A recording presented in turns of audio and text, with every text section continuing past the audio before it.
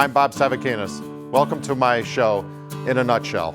I'm very proud to say that I am very active in northeastern Pennsylvania in many community organizations. I proudly serve on the Pennsylvania Historic Museum Commission as a commissioner representing northeastern Pennsylvania and our wonderful and enlightening historical sites and attractions. I serve on the Lackawanna County Arts, Culture, and Education Council and the many wonderful arts programming that we have in northeastern Pennsylvania. I also serve as a board member of the Special Education Advisory Board, advising the state on all the activities of our students and teachers in northeastern Pennsylvania. I also believe in what we have to offer in this area by producing many local documentaries, especially Rocky Glen Park, which I found to be a very important part of our history in northeastern Pennsylvania. I'm Bob Savakinus, and this is our program, In a Nutshell. Today we have our special guest, Marko Marcinko, legendary musician in northeastern Pennsylvania. Marko was born in Archbald, Pennsylvania. He studied technique and drumming and continued his training at the University of Miami. He studied classical, jazz, Brazilian, Afro-Cuban styles under various professors. He's toured and recorded with jazz legend Maynard Ferguson in the mid-90s and many other jazz musicians. He currently works with the Grammy-nominated Big Band, in addition to many Grammy Award-winning performers he's been involved with. He's the founder and artistic director of the PA Jazz Alliance and the Scranton Jazz Festival. I feel very privileged sitting here with Marko because his name is legendary in our area when it comes to our music, our local entertainment. What got you started, Marko, in the music field? Well, first of all, Bob, thank you for saying that. Very kind of you. And what got me started in the whole situation of music was I came from a musical family. So we had a father who was a music teacher in the Scranton School District for many, many years. His name was Pat Marcinko. And he taught at Central High School. And then he went into the middle schools, and he was he was dad at home, and he was also a choir director, and he was a band director and a composer, arranger. He did a lot of things. And then I had older brothers and sisters, all went involved with music. And then, of course, I was last in line. I was doing what the family business was, being involved with music. And it's funny because my dad's father, who would have been my grandfather, was a coal miner, which is very important in our area here, but was also a drummer and played a little piano and was in a polka band called the Rhythm Kings. So he and his brothers, they were miners in the day and they were musicians in the taverns at night. That's quite an interesting combination there. I'm just going to ask you then another question then. So how do you feel about our history in northeastern Pennsylvania and what it means to you, and if any influence on your music and your involvement? Tremendous influence on the music and a tremendous history. This area, it's funny because I was speaking to someone a couple of days ago, and we were speaking about just the political history of this area is extremely significant. Every time a presidential election comes, Lackawanna County and this area of northeastern Pennsylvania is highly activated because we've always had some sort of stake in the game. You know, and this time around we have a presidential election that features someone that says he's the scrappy kid from Scranton, right? And then the last time around with Hillary Clinton, she had family from Lake Winona. So it's pretty amazing. And then, of course, the Scrantons, Governor Scranton, going way, way back, was a very important part of government. And then on the musical side of the history of this area, we had the Dorsey brothers, Tommy and Jimmy Dorsey, from the famous big band era. They played in a group called the Scranton Sirens, which performed here in the Scranton area going way, way back when it was titled the Electric City and actually had a red light district and was quite a happening spot. So I feel that we have a rich history culturally with a multicultural thing that we have with all different sects, and we have a rich artistic history, and we have a rich industrial history and a rich political history. I think it all kind of rolls into something kind of special. And yeah, it does make an impact on the artistic side of things. I do believe that. So in your studying at the University in Miami, and you ended up back in northeastern Pennsylvania. Why? Well, as a great musician, mentor of mine here in northeastern Pennsylvania says, his name is James Buckley III, Esquire. Jimmy says everyone's got to live somewhere. So why not live here? It's a great place to live. And I've lived in a few different places. I lived in Miami for a while, some in New York, and then of course touring a lot. You get a chance to see much of the world. And, you know, to hang your hat in a place that you feel safe and that, you know, has family around and has a good vibe to it, northeastern Pennsylvania. And I think that's one of the key things for people to realize, that there is so much to offer in northeastern Pennsylvania. We have so many great events, great attractions, great people. And I look at something like the Scranton Jazz Festival. Yeah. And there's an event that drew so many tourists to our area for 15 years. I believe this year would have been the 16th year. Yes. So tell us a little bit about, you're one of the co-founders or founders of the Jazz Festival, going back 16 plus years ago. You're talking about this. How did you come up with the concept of a jazz festival in Scranton? Well, this would be our 16th year anniversary, and we had things scheduled and ready to go. And then, of course, the pandemic happened, and even though we waited and waited and waited, we didn't call the festival off until late May, early June, because we were thinking things would clear up. So next year we'll celebrate the 16th year in 2021, and our website, scrantonjazzfestival.org, that reflects that and gives you a history on the festival and shows you pictures and things of the past 14, 15 years. And this came about 15, 16 years ago. We used to have a music festival at Naog Park, and it was a summer music festival. And it would happen for about a week, and there would be rides there and food, vendors, and music, different kinds of music each day. And then it went away. It was during the Connors administration, and then the Doherty administration came in. The festival stopped, and then at the tail end of the Doherty administration, Chris wanted to start up a music festival again.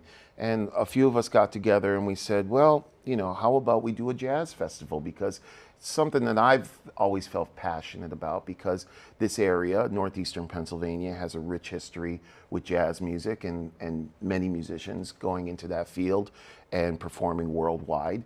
It would be a really, you know, great opportunity for us. Plus, with the Poconos and the Delaware Water Gap, there's a lot of great jazz musicians that lived in that area as well, including back in the day, Phil Woods, Irby Green, Dave Liebman, Bob Duro, to name a few. So I thought, and the few others that were gathered in our meetings, a jazz festival might work. And so we launched it as just a one-day concert event the first year. I would even say that was year zero. It wasn't even year one, Bob. It was year zero. And we did a one-day concert with 3 acts, and I brought in Mike Stern, the great jazz guitarist who played with Miles Davis and who's you know, multi-Grammy award-winning jazz guitarist. He headlined that concert, and we had Steve Rudolph with his trio, and I think we also had Teddy Young and the Aces, a local blues act. And it was about 350 people. It was a success.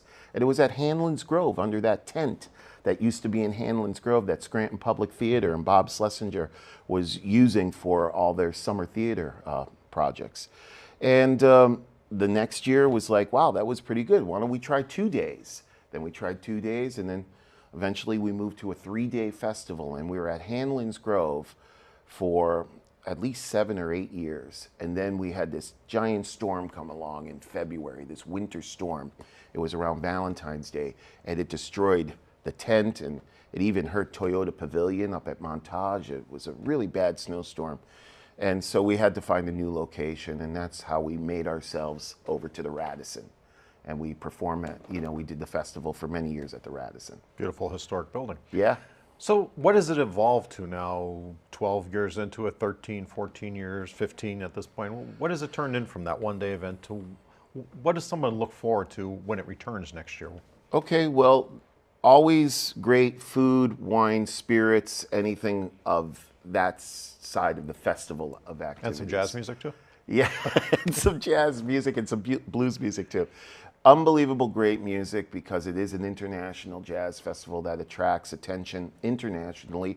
I get solicitations from management companies and from artists from all over the world looking at it, because it's out there on the web and people see pictures and there's stuff on YouTube and they hear about it and word of mouth. So we've had some of the greatest Grammy Award winning, you know, even Emmy Award winning musicians perform at the festival. This year we would have had, it would be their third time back, Spyra Gyra, which is a multi-Grammy Award winning act.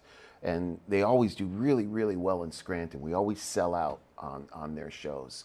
So we thought it would be good to bring them back. But we're going to hold them until next year.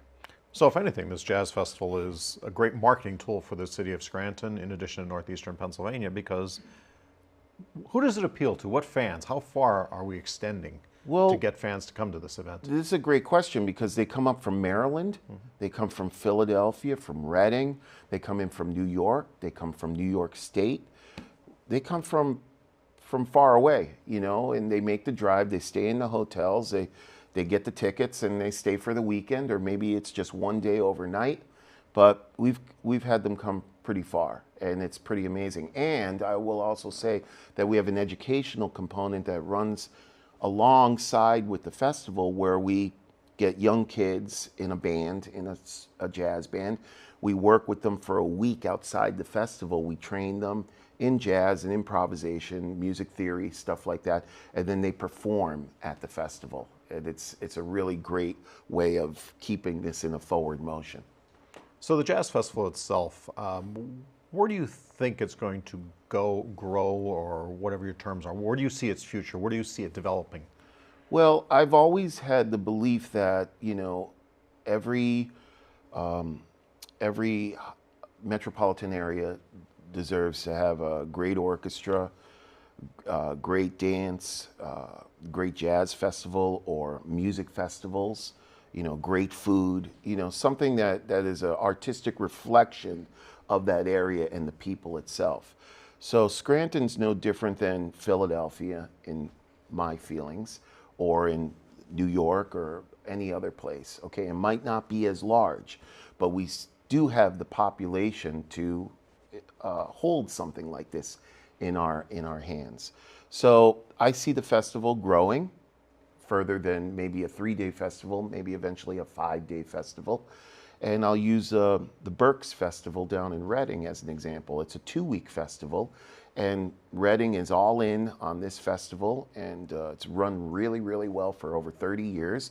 And it ends up being a 2-week event with concert after concert after concert, brings a lot of economic development into the Reading area, and it's super important. So I feel that we could do the same thing here in Scranton, take this 3-day festival, grow it a little bit further, keep bringing in the great acts that everyone knows, and sell the tickets and raise money through sponsorship and get people in the community involved with it, and, you know, make it an important part of our summer events.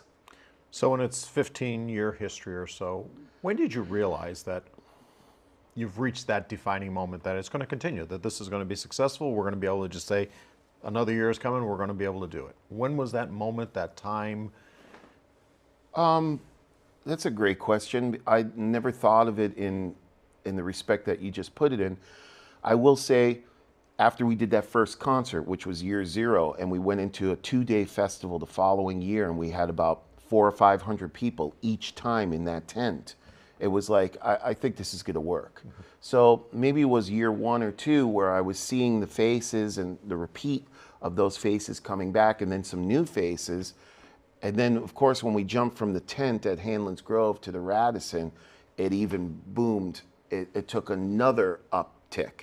And it was like all of us looking at each other and saying, yeah, this is going to be good. We're going to be okay with this. A lot of people thought, as Bob Schlesinger, our executive director, likes to tell the story, a lot of people thought it wouldn't last 2 or 3 years, a jazz festival in northeastern Pennsylvania or in Scranton. We had a lot of naysayers, but we proved them wrong, because people that enjoy that music love this 3-day event and look forward to it. And, you know, we even have merchandise and what have you. There you go. We even have merchandise that we sell at the event. People, and I see it during the course of the year, people in their polo shirts or T-shirts, baseball caps, mugs that they have that we've sold. So it's had quite a nice run so far, and we're looking for another 16 years. Well, congratulations. No pandemic is going to stop us, Bob. It is a great event. Let's talk about yourself a little bit, though. Tell us about music. Why jazz? Why the blues? What drove you to that particular genre of music? That's a very good question.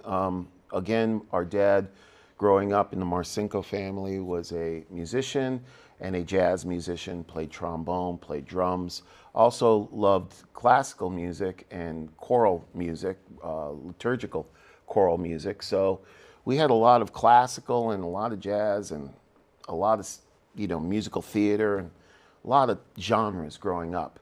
But I don't know, something about jazz and blues, the freedom that you have to express yourself in it. You're not so much locked into a page of music, just reading what's there and interpreting what Beethoven or Mozart or Brahms might tell you what to say.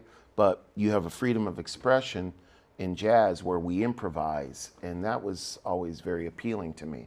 So pursuing that and learning the trade of that was an important part of my development. Going all the way back when I was 14 years old, I was playing professional jobs, gigs with different dance bands and local groups, and there was a lot of improvisation that was going on in there, and you just had to know how to do it.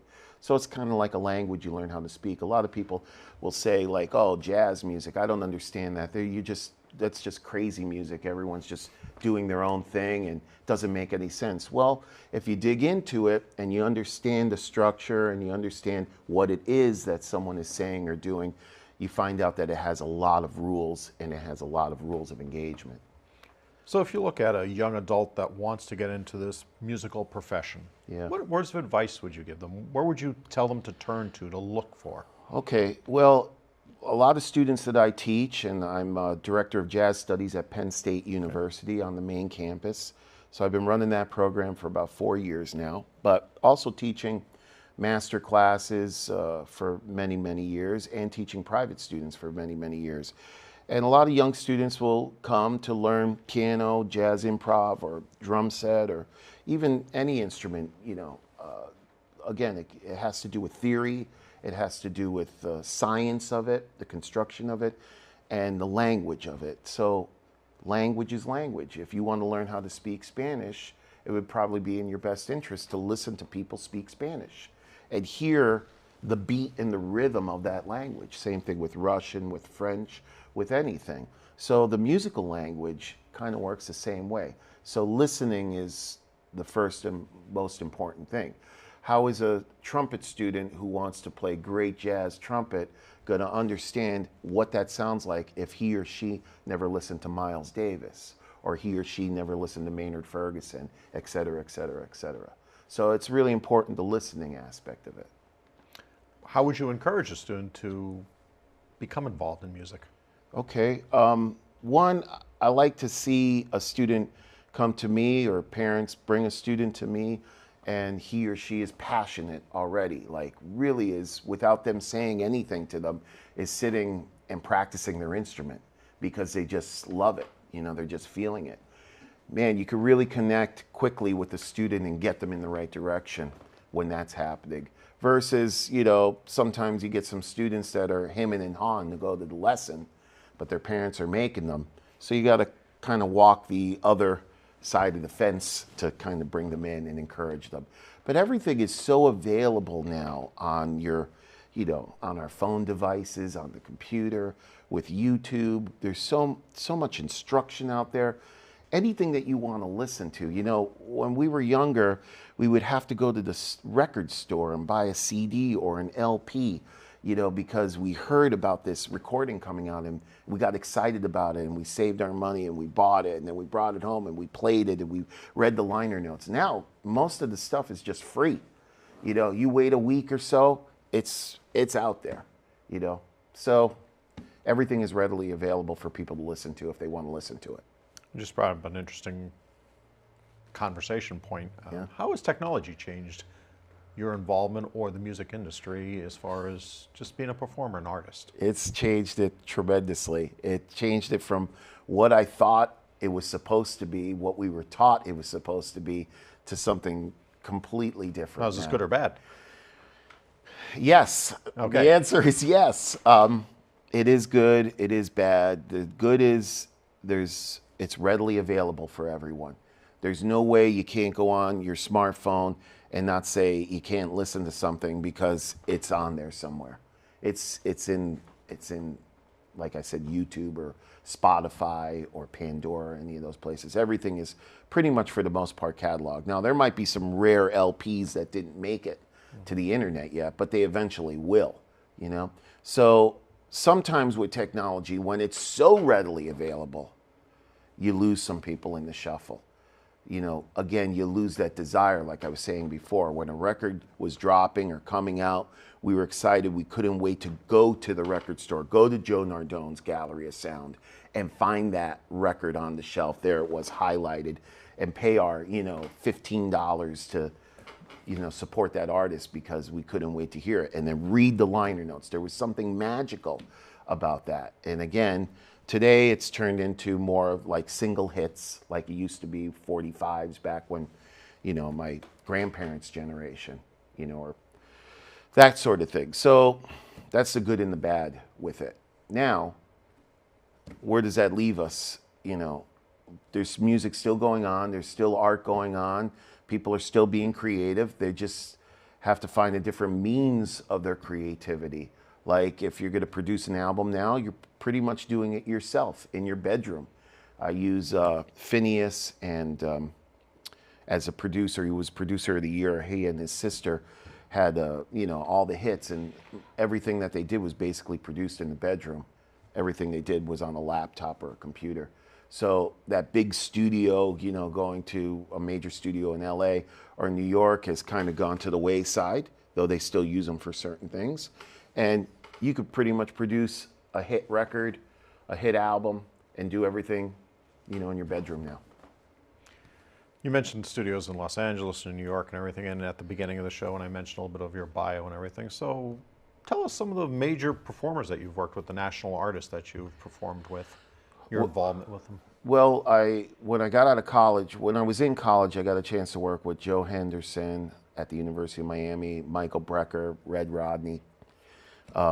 And when I got out of college, I went on the road with Maynard Ferguson, Grammy Award-winning legendary jazz trumpeter who had one of the last big bands on the road at the time in the 90s, Big Bop Nouveau band, Maynard Ferguson's group.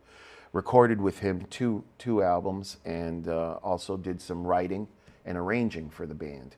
And it was a smaller band. It was 2 saxophones, a trombone, 3 trumpets, piano, bass, drums, and Maynard.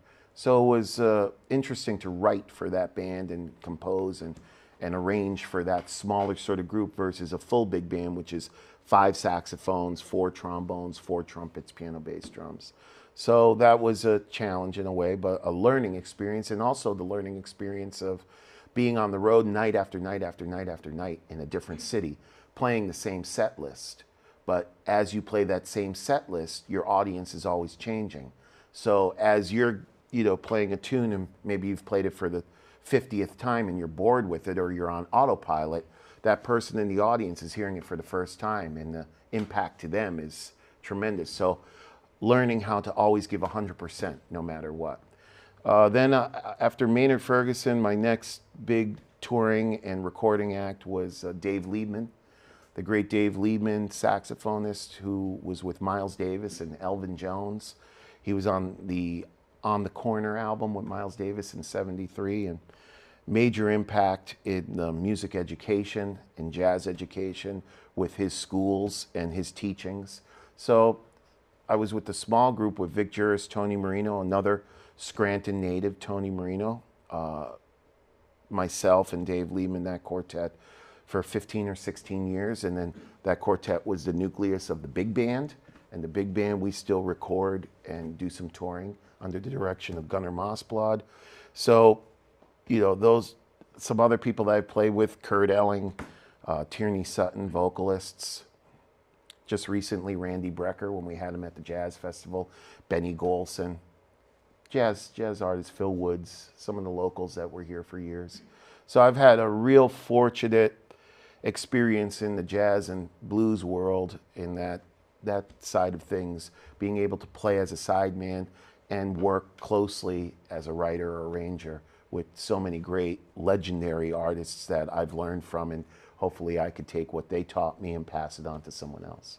So what are some of your more prouder accomplishments, or what are you most proud of what you've done in the music field, or whatever that means? Well, I'm proud about the Jazz Festival. I'm proud that we were able to establish it here and call it the Scranton Jazz Festival and have it rooted here and have it in Scranton, PA, have it at the Radisson, and do so much with it and offer the opportunity for so many musicians, staff people, production side people to work and make money. And I think that's important, that as it's entrepreneurial in a way, it's economic development in a way. You know, there's a lot of people that have great crafts and skills, and they deserve to work and they deserve to get, you know, some payment for their talents. You know, it shouldn't be a freebie sort of thing. So I'm very happy about what we were able to do with that. I'm also happy about the PA Jazz Alliance, that way back in 1997, I started this organization as a nonprofit organization, and we've presented concerts, you know, every single year, and music workshops, master classes, and that is the nucleus of what the school that I was talking about that runs parallel with the Jazz Festival, the PA Jazz Institute. We have young people that are involved with that, and you know, there's an educational aspect of that. I've done stuff through the whole state of Pennsylvania with it, so I've been very happy about that. And then of course, just playing some of the great gigs in this area and throughout the region and the world that I've done, you know, with some of the artists that I've had a chance to tour with. I'm happy about that. And what is Marko Marcinko's future? Will you continue to educate our youth in music? Will you continue to put the Jazz Festival on? Will you continue to bring great acts? Will you continue to perform yourself? Yes, I'm going to continue. All the above. All the above. Going to continue to perform as I do at during the week at the casino at Roots Chris Steakhouse with some wonderful gigs there and some local venues that when things come back up online again after the pandemic subsides and people are going out without a mask and they're enjoying each other's company and they're enjoying some great entertainment. We'll be back in the Scranton area doing things locally as well. But right now down at the casino at Roots Chris, doing some performing down there as a duo or a single. And yes to the education, because I took on the job as the Director of Jazz Studies at Penn State University, which gets my reach out there a little bit more worldwide, because of course, you know, Penn State is such a, you know, big name worldwide, national and around the world, international name. So I have international students that are studying jazz and not just music majors, but business majors and political science majors and biochemists that all love music and they want to participate in the music program as well. So that's always a joy, because it's nice to have music running in someone's life because they love it so much. They might not necessarily be a professional musician that's out working every single weekend, but they love the music so much that they're going to take it on while they're majoring in, you know, like I said, chemistry in college, but they still want to play music. They want to play jazz in a big band. So I always appreciate that a lot from my students. So yes to all those things that you said, and the Jazz Festival as well. So when you're not performing, who do you want to see perform? So you want to sit in that audience, who do you appreciate? Oh, I love music in general. I love all sorts of music, and whether it be a rock concert, country music, hip hop, jazz, blues. If there's a great artist that has a wonderful history, or someone who's just starting out and developing their history, I want to be able to experience that, hear who they are. We're always interested in seeing what the next generation is doing. You know, my generation had our people that were involved with it that made a lot of noise, and the previous generations did the same thing. And then you always have to look to the next generation and say, well, what did they hear and what are they doing now? Because again, it goes back to listening. You listen and listen to the masters, you imitate the masters, and then you start coming up with your own stuff that's influenced by the masters. So I think that's a very important thing. That's a great question. What do you see the future of music in our area, in local music, local musicians? I mean, what do you see? It's continuing on. People are interested in it. People are always interested in hearing it. There's a lot of young people that are doing it and playing it and forming bands and that are influenced by those that they're listening to. So I see there's always talent coming out of this area. There's always tremendous talent in northeastern PA. There's sports talents, there's dancing talent, there's music talent, there's visual art talent, there's television broadcasting talent. You know, there's behind the scenes production talent. Shout out to Marky and Chris behind the board back there running the show. So there's lots of talent in this area, you know, in all aspects. And it's going to continue on because that's the nature of the beast. Well, Marko, you've brought a lot of musical talent to our area in northeastern Pennsylvania, in the country as well, through your performances. Thank you for bringing the Jazz Festival here. Hopefully it will continue to be successful, or will be successful, once we get past our unfortunate crisis that the world is going through now. But I want to thank you for being our guest today. Thank you. I'm Bob Savakinus, and tune in next week for In a Nutshell.